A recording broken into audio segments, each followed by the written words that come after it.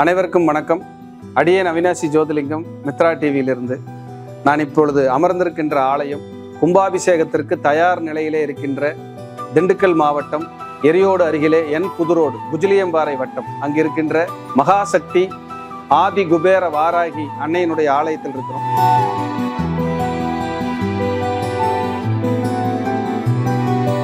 கும்பாபிஷேகத்துக்கு ஆலயம் தயார் நிலையில் இருக்கு.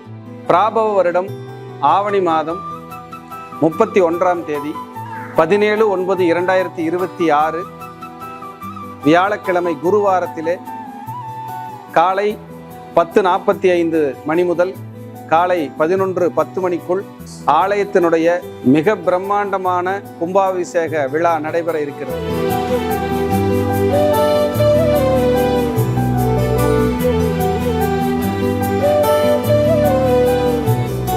இந்த நிகழ்வை பார்த்து கொண்டிருக்கின்ற நீங்கள் இந்த கும்பாபிஷேக விழாவிலே கலந்து கொண்டு உலக நாடுகளில் நீங்கள் எங்கிருந்தாலும் எந்த வெளியூரில் இருந்தாலும் உங்களை எல்லாம் அன்போடு இருகரம் கூப்பி இந்த ஆலயத்திற்கு அடியேன் சார்பாகவும் இந்த கோவில் நிர்வாகத்தின் சார்பாகவும் சக்திவேல் சுவாமிகள் இந்த கோவிலுடைய ஆலய ஸ்தாபகர் அவர் ரொம்ப சிரமப்பட்டு இந்த ஆலயத்தை உருவாக்கி ஒரு அடுத்த கட்டத்துக்கு கொண்டு வந்திருக்காரு. அது ஒரு பிரம்மாண்டமான ஒரு சக்தி அந்த இடத்துல அம்பாள் உட்கார்ந்துருக்காங்க, உயிரோட்டமா இருக்காங்க.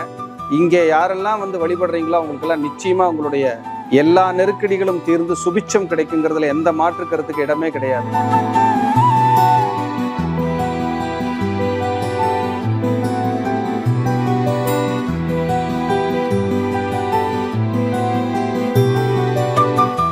அப்படிப்பட்ட ஆலயத்தில் அடியேன் அமர்ந்து பேசிக்கிட்டு இருக்கேன்.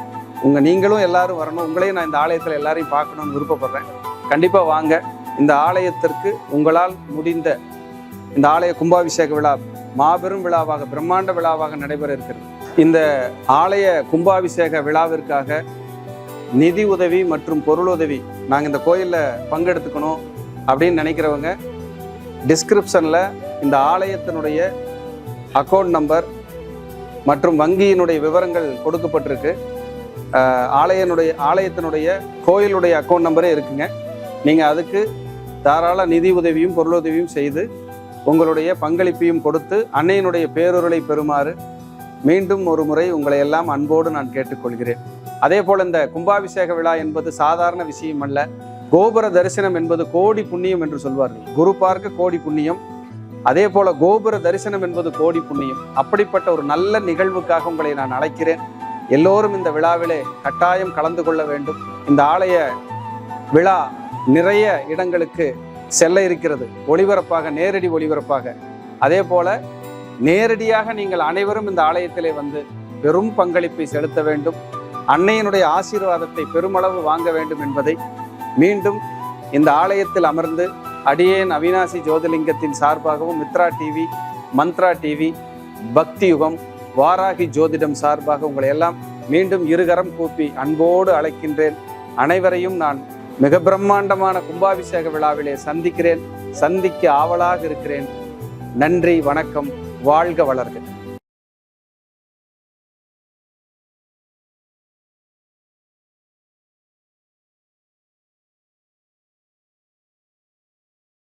ஐயா வணக்கங்க ஐயா. மணி சார் வணக்கம். வணக்கம் வணக்கம் ஐயா. இன்னைக்கு ஒரு முக்கியமான பதிவுங்க ஐயா. சொல்லுங்க ஐயா. ஒவ்வொரு பாவத்தை பத்தி நம்ம ஆல்ரெடி நிறைய பேசியிருந்தோம். ஆனா ஒரு பாவத்தை தனியா பிடிக்கும் போதே யோசிப்போம், இதுல ஏதோ மர்மம் நிறைந்திருக்கு. மர்மம் நிறைந்த ஒரு பாவனே சொல்லலாம். ஒரு மர்மம் முடிச்சு. ஆமா, ஒரு மர்மம் முடிச்சுனே சொல்லலாம். கிட்டத்தட்ட பாத்தீங்கன்னா 8ஆம் பாவம். இந்த 8ஆம் பாவத்துல பாத்தீங்கன்னா சில பேர் புதையல் யோகம்னு இருக்குன்னு சொல்றாங்க. இன்னொரு சில பேர் பாத்தீங்கன்னா அதுல நிறைய மரணம் வரைக்கும் உங்களுக்கு டேஞ்சரான விஷயம் இருக்கு. அவமானம், அசிங்கம், இந்த மாதிரி நிறைய விஷயங்கள் இருக்கு. 8ங்கிற ஒரு பாவம் 2 விஷயத்தையும் பண்ணுது. மித்ரா டிவி அன்பர்களுக்கு என் அன்பான வணக்கம். சார் 8ஆம் இடம் சார். சார் அது கெட்டதை செஞ்சதுன்னா எரிமலை சார், நல்லதை செஞ்சதுன்னா கோல்டு சுரங்கம் சார். அதுதான் சார் அதோட டெஃபினிஷன். கெட்டதுன்னா எரிமலை எப்படியோ அதுதான் சார். நல்லதை கொடுத்துச்சுன்னா அது ஒரு தங்க சுரங்கம் சார், மைன். அப்போ கோல்டு மைன்னு சொல்லலாம். அப்போ அப்படிப்பட்ட ஒரு 8ஆம் பாவத்தை பத்தி ஒரு புரிதல் வேணும் நமக்கு. 8ஆம் இடம் கெட்டதை மட்டுமே செஞ்சிடாது, நல்லதை மட்டுமே செஞ்சிடாது. நீங்க உயிர் வாழணும்னா 8ஆம் பாவத்தை வச்சுதான் சொல்லுவோம். நீ 8ஆம் இடம் கரெக்டா இருந்தாதான் இந்த பூமியில உயிர் வாழ முடியும். ஆயுள் ஸ்தானம். அப்போ ஒருவர் உயிரோடு இருப்பதே முதல் வெற்றிங்கிறார் விவேகானந்தர். நம்ம உயிரோடு இருந்தால் தான் எல்லாத்தையும் சாதிக்க முடியும். அப்படிப்பட்ட உயிரோட நம்ம இருக்கிறதுக்கான ஒரு சக்தியை கொடுக்கக்கூடிய ஒரு இடம் தான் 8ஆம் பாவம். இந்த 8ஆம் பாவம் என்ன சொல்லுதுன்னா, ஃபர்ஸ்ட் சார் அவமானம் சார். ஒருத்தருக்கு அவமானம் ஏற்படும்னா 8ஆம் பாவம் பர்மிட் பண்ணாம அவமானம் ஏற்படாது. அதுக்கப்புறம் சார் விபத்து சார், கடுமையான விபத்து. அப்புறம் சர்ஜரி சார், சர்ஜரி நடக்குது. ஒரு அவமானம், விபத்து, சர்ஜரி, வழக்கு சார், கடனால் ஏற்படக்கூடிய வழக்கு, நோய், அதாவது விபத்தால் ஏற்படக்கூடிய வழக்கு, நோய்வாய்ப்பட்டு அது குறைபாடா மாறி அதை சர்ஜரி பண்ணணும்னா 8ஆம் பாவம் சார். சிறை தண்டனை இதெல்லாம் அது வரும். சிறை தண்டனை சிறை தண்டனைனா ரிமாண்ட் பண்ணிட்டு 5 நாள் வெளியிடுறது 8ஆம் பாவம். நிரந்தரமா சிறையில கொண்டு உள்ள தள்ளிடுறது 12ஆம் பாவம். எப்படி பாருங்க, வேற்றுமை இருக்கு. சும்மா சாதாரண விஷயம் இல்லை. அதனாலதான் காலச்சக்கரத்துக்கு 8ஆம் இடத்துல சந்திரன் நீசமாவார். அதுதான் சந்திரன் தான் அம்மா, கர்ப்பப்பை தான் தாயாருடைய கர்ப்பப்பை தான் நம்ம குடியிருக்கிற இடம். எப்படி பாருங்க, 8ஆம் இடத்தை கொண்டு எப்படி சூட்சமா வச்சாங்க. அப்ப 8ஆம் இடம்ங்கிறது எரிமலையா இருக்கிறதெல்லாம் இதுதான். அவமானம், கடன், நோய், வழக்கு, சர்ஜரி, எதிரி, பகை, துர்மரணம், நிம்மதியின்மை, வம்பு வழக்கு, எல்லா டிஸ்டர்பும் 8ஆம் இடம் தான் சார். இது எல்லாம் மைனஸ் சார். பிளஸ்ன்னா நம்ம என்ன எடுத்துக்கலாம் அப்படின்னா, உழைக்காத வருமானம் சார். பிளஸ்னா உழைக்காத வருமானம். எங்க மாமனாரு எனக்கு சொத்து கொடுத்தாரு, இது உழைக்காத வருமானம் சார். ஏன்னா 8ஆம் இடம்ங்கிறது 7க்கு 2ஆம் இடம். 7 தான் மனைவி அல்லது கணவர். அவங்க சொத்து நமக்கு வருது, என்ஜாய் பண்றோம். அப்ப இது மாமனார் சொத்துக்களை அனுபவிக்கும். மாமியார் சொத்து, மாமனார் சொத்து, இல்ல மச்சனனே வச்சுக்க சாப்பிடுன்னு கொடுக்குறது. எதே ஒண்ணு கொடுக்குறாருன்னா இது 8ஆம் இடம் பர்மிட் பண்ணாம வராது. அப்ப இது பிளஸ். இதுதான் கோல்டு மைன். அப்புறம் உயில் சொத்து சார். கூப்பிட்டு எனக்கு 2 பிள்ளைங்க தான் இருக்குது, என் மருமகனுக்கு ஒரு 5 ஏக்கர், இன்னொரு மருமகனுக்கு ஒரு 5 ஏக்கர் நான் எழுதி கொடுக்குறேன்னு உயில் பண்ணி கொடுக்குறாங்கல்ல, இது உயில் சொத்து 8ஆம் பாவம் சார். இன்சூரன்ஸ் பணம் சார். ஏதோ ஒண்ணு நடந்துருது, இன்சூரன்ஸ்ல 2 கோடி வந்துச்சு, 60 லட்சம் வந்துச்சு, இது 8ஆம் பாவம் சார். பர்மிட் பண்ணாதான் அந்த பணத்தை நீங்க என்ஜாய் பண்ண முடியும். இன்சூரன்ஸ் 8ஆம் பாவம் சார். எல்ஐசி சார், ஒரு 20 வருஷம் போட்டேன், எனக்கு ஒரு 13 லட்சம் ரூபாய் பணம் வந்துச்சு, அதை இன்னைக்கு சப்போர்ட் பண்ணுது, நான் பேங்க்ல வட்டிக்கு போட்டு வட்டி வாங்கி சாப்பிட்டுட்டு இருக்கிறேன் அப்படின்னா 8ஆம் பாவம் சார். டெபாசிட் வருமானம் சார், ஒரு 1 கோடி டெபாசிட் பண்ணிருக்கிறேன், அதுல இருந்து வட்டி வருது, வாங்கி சாப்பிடுறேன். வாடகை வருமானம் சார், ஒரு காம்ப்ளெக்ஸ், அப்பார்ட்மெண்ட், இதெல்லாம் பெரிய லெவல்ல கட்டி ஒரு வாடகை வருதுன்னா அது 8ஆம் இடம் பர்மிட் பண்ணும் சார். பிரம்மாண்ட சொத்துக்கள் 8ஆம் இடம் சார். ஒரு பெட்ரோல் பங்க் சார் 8ஆம் இடம் சார். பெட்ரோல் பங்க் சார், எரிவாயு, பெட்ரோல் பங்க், இது 8ஆம் இடம் சார். இதுக்கு பர்மிட் பண்ண இது மூலியமா நமக்கு வருமானம் வரும் சார். அப்புறம் சுரங்கம் சார்.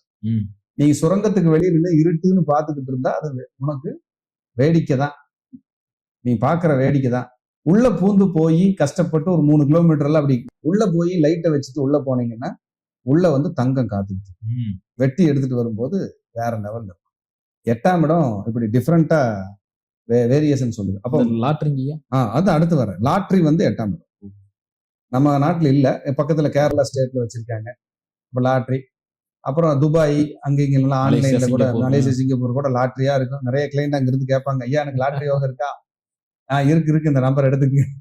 அப்போ இது எல்லாமே கிரகங்களால தான் தீர்மானிக்கப்படுது. அப்போ தடைக்கற்கள் 8ஆம் இடம்.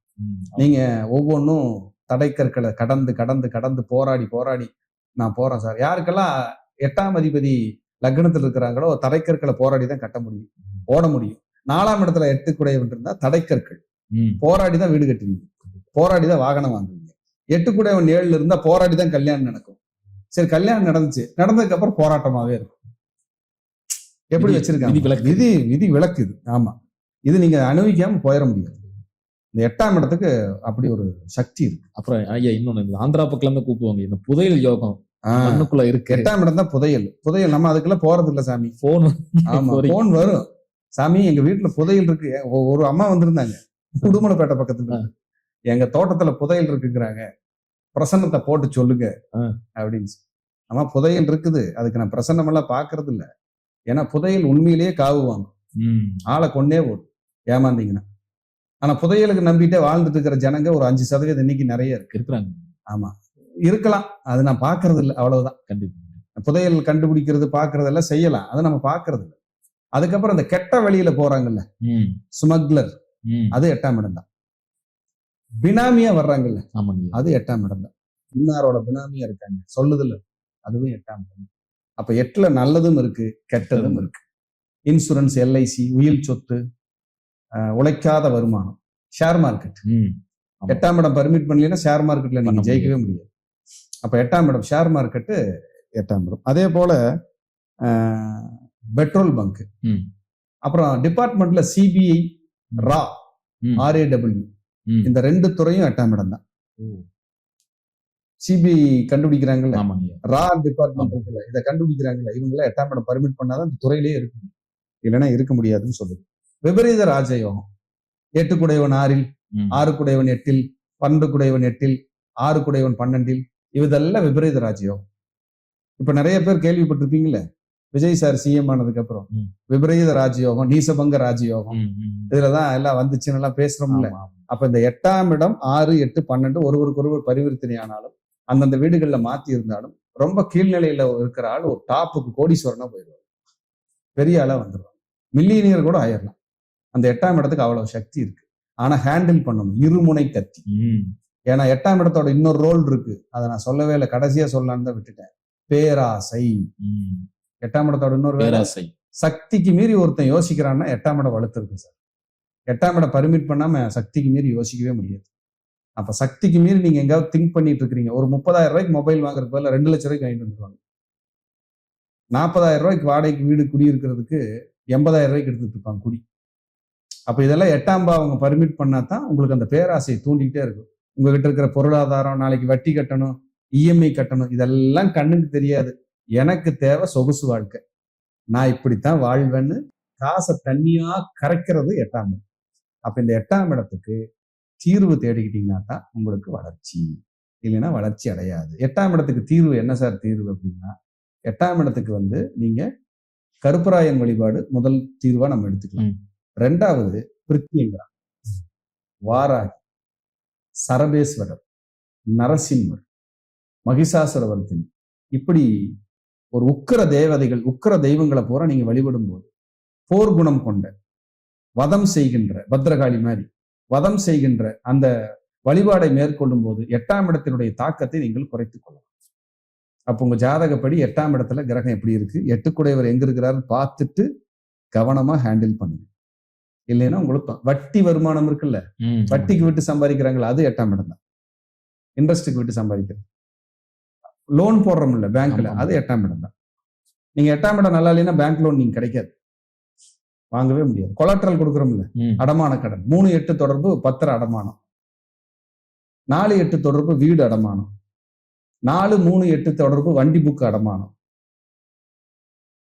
5-8-3 தொடர்பு நகை அடமானம், 5-3-8-12 தொடர்பு நகை அடமானத்துக்கு போய் வராது, வித்துருவாங்க, ஏலம் விட்டுருவாங்க. எவ்வளவு இருக்கு தெரியுங்களா ஜோசியத்துல?